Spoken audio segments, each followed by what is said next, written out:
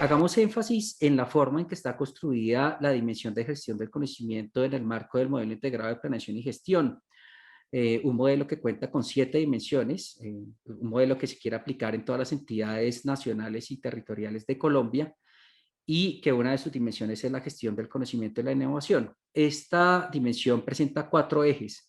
Quisiera que comenzáramos a hablar sobre ese primer eje, el eje que tiene que ver con la generación y producción del conocimiento. Cuéntanos un poco más cómo funciona ese eje, qué se busca que pasen las entidades con respecto a la implementación de ese eje en particular. Digamos, obviamente, toda la generación del conocimiento eh,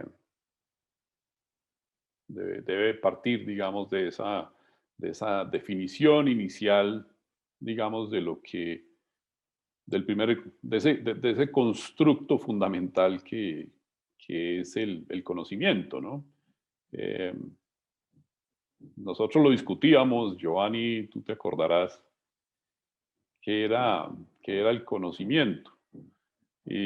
Pues nos íbamos por la definición de la, Así de la es, UNESCO de la UNESCO, sí, lo recuerdo. que proponías tú muy inteligentemente. eh, ¿Qué es conocimiento? Gestión, digamos que gestión ya sabemos qué es, ¿no? Es administrar digamos, mover unos recursos para obtener unos resultados, unas acciones, etc.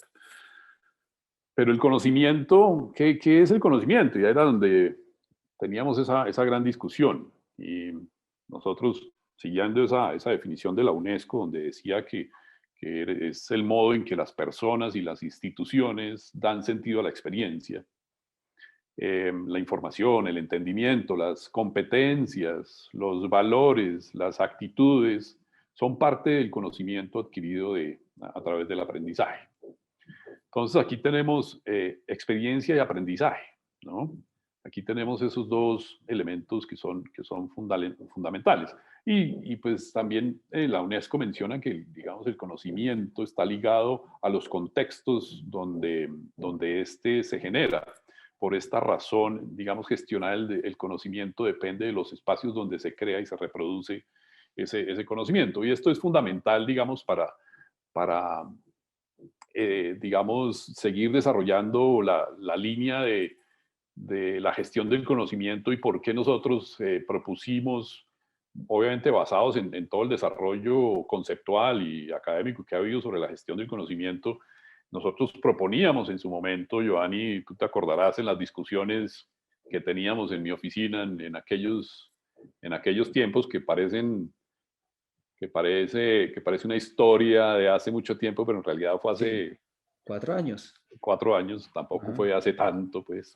Pero en esas discusiones muy constructivas, planteábamos en estos 4 ejes el tema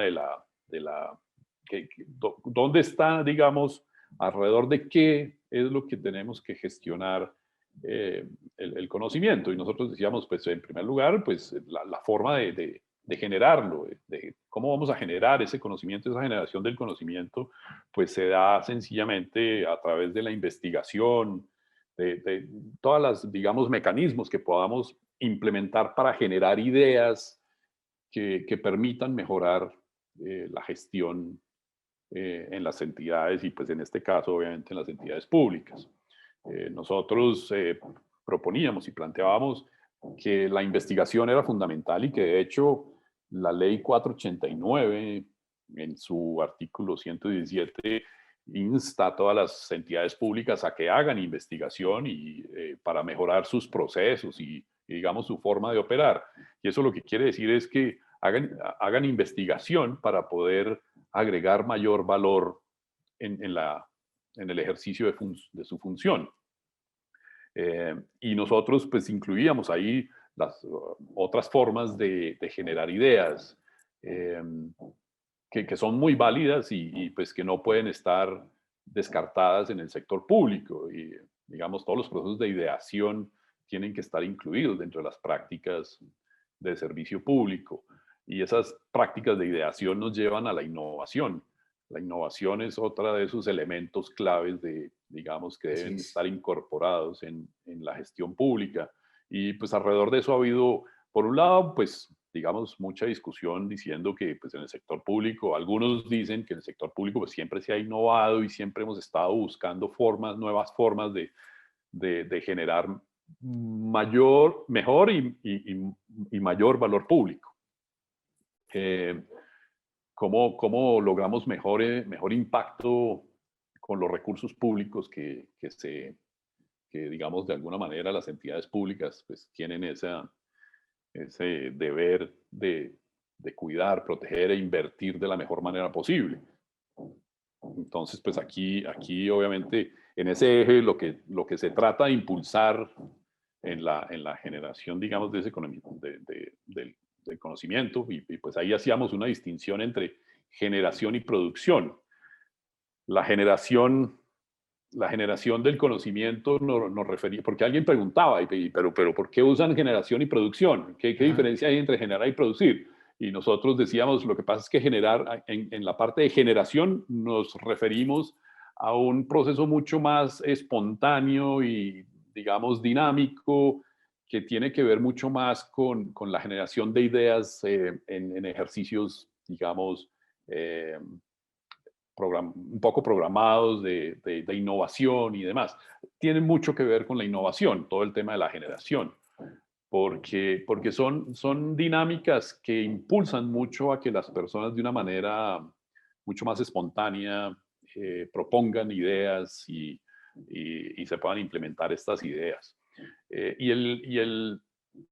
La otra parte de producción nos referíamos mucho más a un proceso mucho más organizado de proponer, digamos, o desarrollar el conocimiento, y esto se refería básicamente a la investigación como un proceso sistemático, digamos, y ordenado, que a partir de unas hipótesis se puedan determinar unas tesis ya fundamentadas, probadas y demás. Claro, se podría decir entonces que el tema de la experimentación y el tema de la innovación están más centrados en la generación y el tema de la producción está más centrado en la investigación. Y ahí, pues en las entidades, obviamente hay alguna serie de dependencias que están destinadas para eso. Aquí siempre un elemento que me pareció clave es, claro, hablar de investigación, de experimentación, de innovación con recursos públicos. Pues a veces uno dice, bueno, aquí hay un riesgo en cuanto a cómo se va a hacer uso de esos recursos. ¿Tú qué le aconsejarías a las entidades con respecto a un buen manejo de los recursos en temas en donde pues realmente se requiere una inversión fuerte y tanto en orden de entidades territoriales como también nacionales? Sí, digamos, ahí siempre ha habido esa discusión y ese temor, además, porque parte de las barreras que se encuentra uno en el sector público para innovar y para implementar nuevas ideas y demás, es precisamente ese temor que existe alrededor de la gestión de esos recursos públicos y de las consecuencias que puedan tener, digamos, una mala implementación de alguno de estos nuevas ideas etcétera, que se puedan estar organizando dentro de los procesos de generación del conocimiento, particularmente en los temas de innovación y experimentación. Sin embargo, la recomendación fundamental ahí es que obviamente la experimentación sea en ambientes controlados y sean experimentos muy bien organizados y muy bien, digamos, estructurados de principio a fin para que no haya, digamos, inconvenientes y pues, las entidades públicas y los equipos de innovación no vayan a tener problemas en la implementación de esas nuevas ideas y de probar nuevos mecanismos para mejorar la gestión y la operación de las entidades. Siempre ha pasado, digamos, antes no se le decía innovación, lo que pasa es que la innovación, pues obviamente también ha tenido un cierto impulso de tendencia y de moda, ¿no? Una moda que en principio pues sonó interesante en el sector privado, pero en realidad ha sido una práctica que siempre se ha utilizado tanto en el sector público como privado. Pues, o sea, de otra manera nunca se hubiera podido plantear otras prácticas, digamos, del gestionar público, si no hubiera sido por iniciativas novedosas que se plantearon y se presentaron en su momento. De acuerdo. Hay experiencias internacionales que también se pueden traer a colación. Ahí hay, por ejemplo, el Reino Unido en su práctica, digamos, de siempre estar buscando cómo mejorar la gestión pública, eh, y como tendencia también global, eh, todo el tema de las ciencias del comportamiento empezaron a tomar mucha relevancia en las políticas públicas. Y ahí interviene mucho la experimentación. Recuerdo los ejemplos que menciona tanto Nesta, que es una de las, Sí. digamos, es un líder en esos temas de innovación y de experimentación, etcétera, así como lo que en un principio fue el Behavioral Insights Team que hacía parte del gabinete y que después fue externalizado. Ahí, digamos, los ejemplos que ellos mencionan son experimentos muy, muy interesantes sobre mandemos unas comunicaciones a nuestros contribuyentes a ver cómo reaccionan de acuerdo al tipo de comunicación que se hace. Entonces, en muchas ocasiones, pues se mandaba una comunicación muy represiva y entonces la gente no respondía, digamos, positivamente a ese tipo de comunicaciones. Después terminaron mandando unas comunicaciones un poco más de ejemplo social, ¿no? Diciendo en su sector o en su cuadra hay un 98% de contribuyentes que pagan juiciosamente los impuestos. No decían si al que le estaban mandando esa comunicación hacía parte del porcentaje restante Ese o 2%, claro. exactamente. Pero eso hacía que la gente reaccionara mucho más positivamente. Digamos, ahí había una respuesta positiva. Y eso no se lograría si no se hace la experimentación, ¿no? Si no se hace el experimento de mandar ese tipo de Claro. comunicaciones a los ciudadanos y ver cómo es la reacción y tratar de, Ujú. digamos, la inversión que se hizo en esas comunicaciones fue en realidad marginal con respecto al retorno que se tuvo en el incremento en el recaudo de impuestos con ese experimento. Y eso ya sienta una norma, digamos, para definir cómo se van a hacer las comunicaciones con la ciudadanía en el futuro. Ese es uno de los ejemplos. Obviamente también hay una infinidad de otros ejemplos que podríamos Perfecto. plantear, pero pues nuestro tiempo es un poco limitado aquí. Genial.